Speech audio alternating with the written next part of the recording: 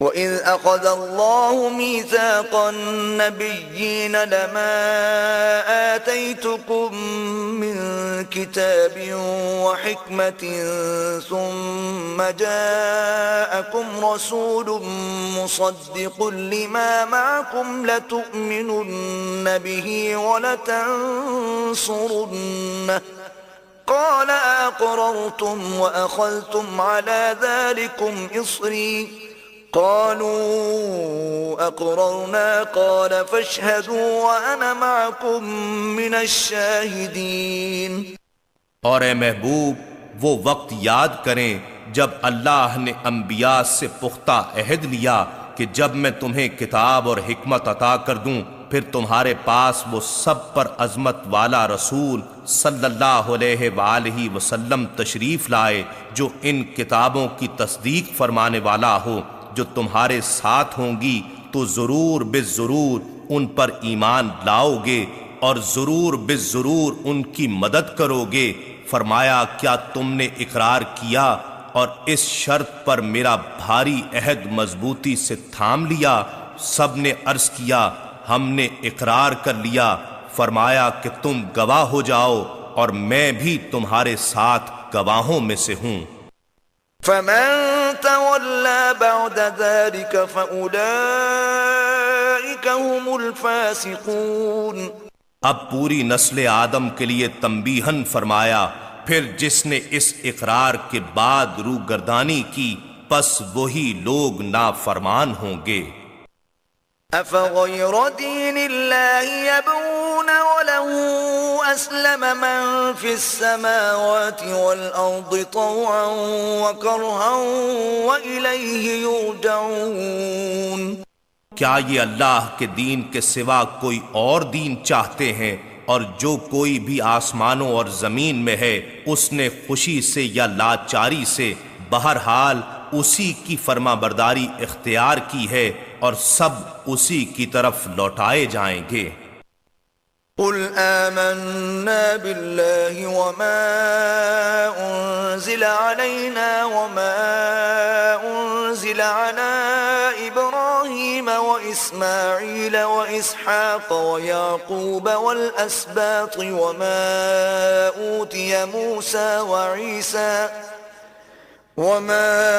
أوتي موسى وعيسى والنبيون من ربهم لا نفرق بين أحد منهم ونحن له مسلمون۔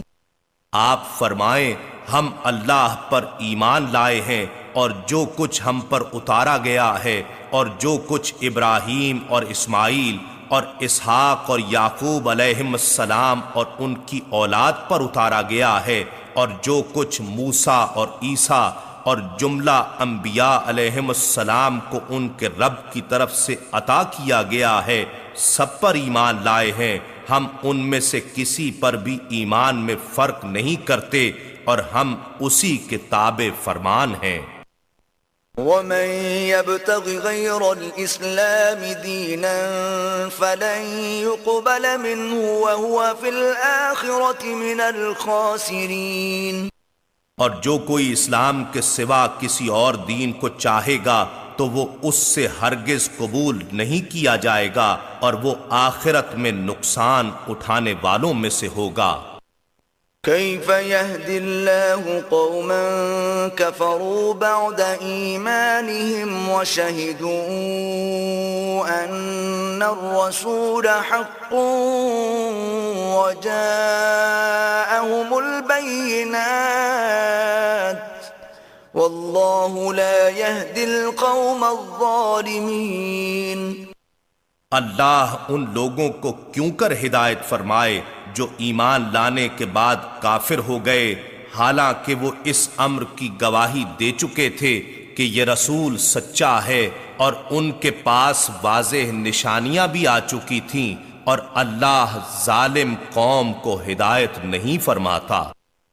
اولئک جزاؤہم ان علیہم لعنت اللہ والملائکۃ والناس اجمعین۔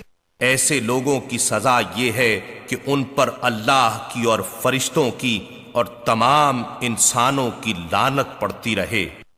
خالدین فیہا لا یخفف عنہم العذاب ولا هم ینظرون۔ وہ اس پھٹکار میں ہمیشہ گرفتار رہیں گے اور ان سے اس عذاب میں کمی نہیں کی جائے گی اور نہ انہیں مہلت دی جائے گی۔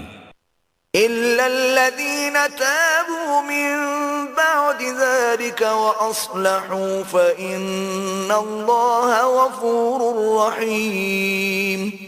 سوائے ان لوگوں کے جنہوں نے اس کے بعد توبہ کر لی اور اپنی اصلاح کر لی تو بے شک اللہ بڑا بخشنے والا مہربان ہے۔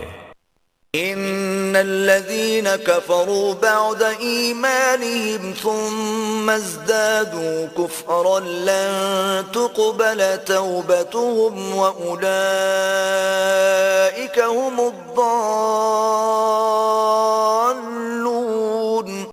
بے شک جن لوگوں نے اپنے ایمان کے بعد کفر کیا پھر وہ کفر میں بڑھتے گئے ان کی توبہ ہرگز قبول نہیں کی جائے گی اور وہی لوگ گمراہ ہیں۔